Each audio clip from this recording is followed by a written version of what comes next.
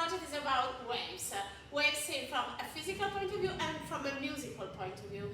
We decided to explore waves in physics and in sciences, looking from like an artistic point of view, so that also people who are not fond about physics could be interested in the topic. And how did you come up with this idea?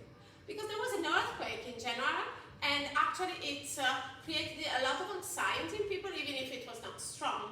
So we recorded the earthquake through our seismometer we have in the school, and so we decided to see the emotions students had because of it. So the older students, looked at the seismograph and they interpreted that and changed that into the music.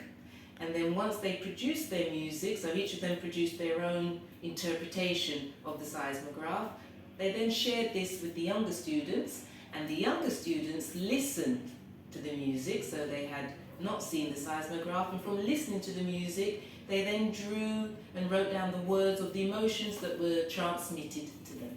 Partito.